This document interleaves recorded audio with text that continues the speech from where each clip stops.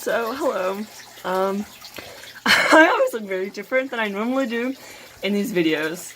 And that's because I just did a thing where I did my makeup like I used to when I was in middle school.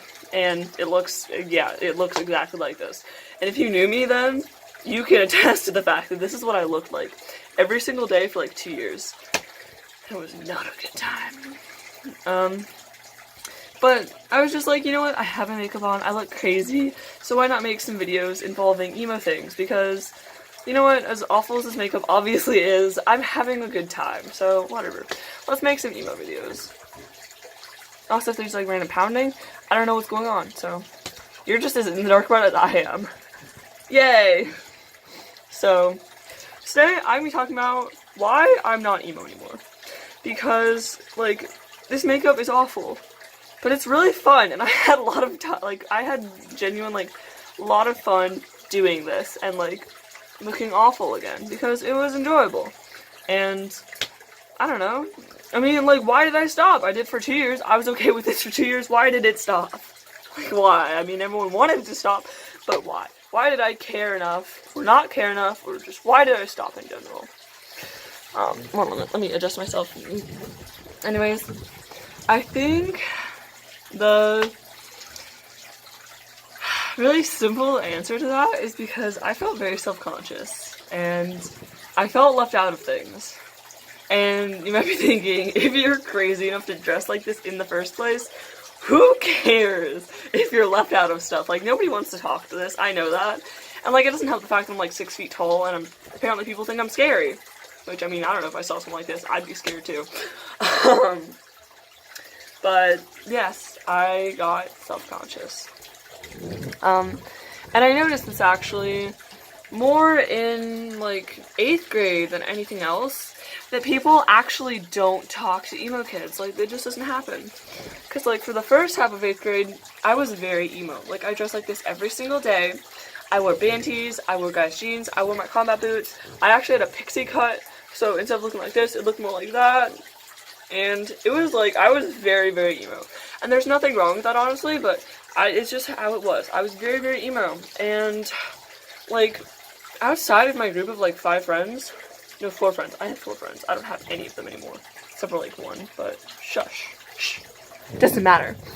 But outside of my group of friends, people did not talk to me. Like, it didn't happen in class. Like, I'd be sitting next to people in class for, like, assigned seats. And they didn't talk to me. Ever. It just didn't happen.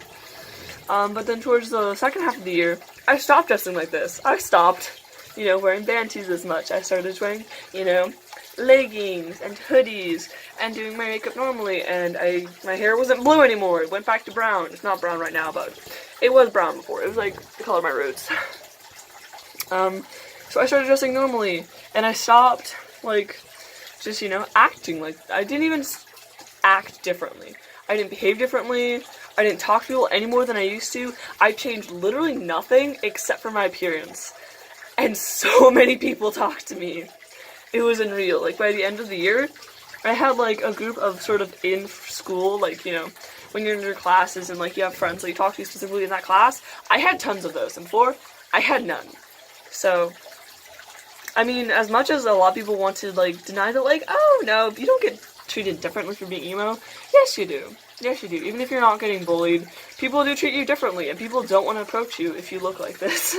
So that was a really big reason that I stopped dressing like this, because I felt self-conscious, and it was also, you know, nice to people not avoid you 100% of the time, which is what happened.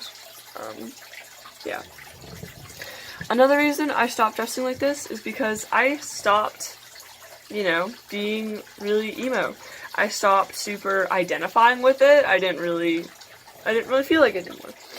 Because in the beginning of 7th grade, when, like, I started, well, even, like, in 6th grade and 7th grade, when I first started, like, you know, being emo and dressing like this and acting like this, not even acting like this, just, like, dressing like this and doing my makeup and my hair like this, I listened to, like, certain music, and I did certain things that I don't do anymore, and that kind of fit with this identity thing. Like, I would listen to Fall Out Boy all the time. Fall Out Boy, My Chemical Romance, Soil and Pilots, Panic! At the Disco. Loved that stuff. I was also really big into anime and video games and stuff. And a lot of people who do those things dress like this. And a lot of people in those things also dress like this. And do the makeup like this. And their clothes like this. And you'll see stuff like this with like super dramatic eye makeup. And you know, like big eyes and crazy hair in anime and in these like super, you know, sort of stereotypical like punk rock emo bands. And so I identified with that. I thought that was really cool. And so I was like, yeah, I want to be like that. I think it's cool. Like, I was obsessed with Death Note. It's still a really great show, I think, but I don't watch it anymore. And so, consequently, I don't really act like that anymore. And I don't really dress like that anymore. So, once I kind of, you know, stopped doing that, I didn't want to dress like it as much. Which is kind of what happened. Because between 7th grade and 8th grade, I got really into Korean pop. And they also have crazy hair colors and crazy eye makeup and stuff, and so that only, like, further made me want to do this kind of thing. But after 8th grade, even towards, like, the second half of 8th grade, I didn't really listen to, you know, like, Panic at the Disco, My Chemical Romance, 21 Pilots anymore. That's not to say I stopped listening to, you know, alternative music. I didn't stop, I just went deeper. So, yeah. I stopped listening to stuff like My Chemical Romance and started listening to stuff like Lamb of God. And they don't wear emo makeup. They don't have their eye makeup and stuff. They're like 40-year-old men with super long hair and beards who scream. They don't look like this, and so I stopped identifying with that. So that definitely made a big difference. I don't know. I mean, there's sometimes that I definitely still want to dress like this and act like this, but it doesn't really feel like it would be a great option anymore for me, because right now, where I am right now, I have a lot of friends who aren't emo at all, aren't alternative at all, don't identify with that, never have identified with that, or maybe even they have and they hate it and they're so embarrassed by it. And the fact that I still on some level think it's cool and kind of sort of identify with it, just like really sets me apart from them. And it makes it different and it makes it weird, and like I have these friends that I have, they're, you know, what lots of people call basic, you know, just they obviously would not really hang out with someone who looks like this. And I hang out with them a lot, and as stupid and like shallow as it sounds, I don't really want them to stop hanging out with me because I start looking like this. And I know that it's really stupid that people do hang out with other people or don't hang out with other people based on what they look like, but it's a fact of life. It happens. It's probably not going to stop happening anytime soon. And instead of, you know, trying to explain to them that, like, just because I look different doesn't mean I am different, and, like, you know, probably wasting a lot of my time and lecturing people and probably making it even worse, I'm just gonna keep dressing and acting like I always, you know, like, kind of have, you know, super normal, just stay out of the spotlight, try not to be weird. And I know that's, like, a lot of people who are still emo probably think that's, like, that's stupid, why are you just repressing yourself for the sake of other people? But honestly, it's not like I hate not dressing like this. Like, this is fun, but it takes a lot of time and it's stressful. Like, doing this makeup took me like a good hour. And I did that every single morning for a year. But that doesn't mean I want to do it every single morning for like more years. That's not how I really want to spend my time. I'd much rather be sleeping. I'm too lazy, basically. And like hair like this, like obviously, hair, if you dye it a lot, it really destroys your hair. I know that because I bleached my hair a lot between like 7th grade and 8th grade. I bleached it like every single month. Not even kidding. I changed my hair color every single month for over a year, and it took a toll on it. Like, I'm not kidding. My mom was the one who dyed my hair after a bad experience we had at a hair salon, and her only rule was, I'll do your hair once a month. And so I was like, it's getting done once a month. I want to have constant change, constant color, have a fun time. And so I went through the number of colors most people go through over like a lifetime. Because like I started out with purple, went to blonde, then I think I did pink after that. Hated the pink, so I did red. Decided I didn't like the red. Did a darker pink again. Bleached it again. did dark blue, bleached the dark blue out and did orange, then did red, then did another blue, and then after that, I bleached it for the final time and went brown. And then recently, I put red on top of that. So that's 12 bleachings.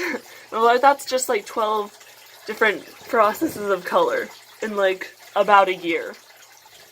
That's a lot. Like, that's a lot. And not all of those transitions between colors involved bleaching, but a lot of them did. And that destroyed my hair. Like, only recently has it been getting better. And even now, like, it's frizzy, it's crazy. This is not really what my natural hair is, or was, or wants to be.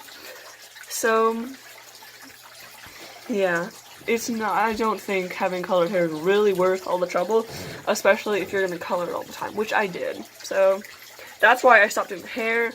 And as far as clothes go, it was just, like, clothes wasn't really a problem. It was more like the makeup and stuff. And, like, honestly, these chokers are uncomfortable. Like, I'm getting itchy. This is hurting my neck, and I don't really like this.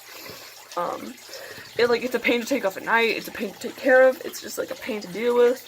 So, that's why I don't do it anymore, really. Like, obviously, there's some parts of it that, yes, I still do this. Like, my hair, right now, this is dyed hair, obviously. This is not my natural hair color.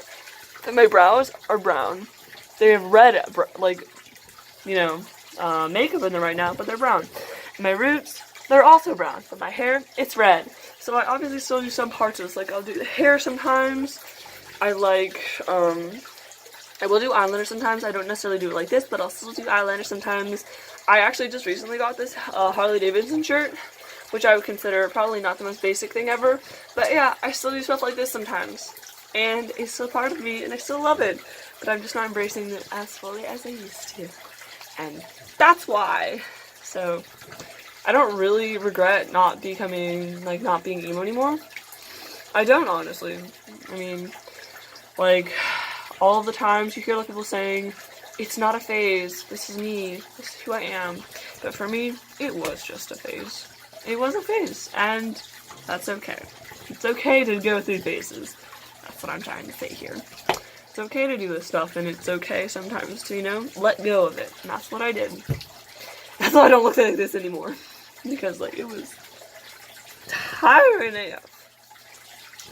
So, yeah. I used to be emo. And now, I'm not. That's kind of all for now. Bye.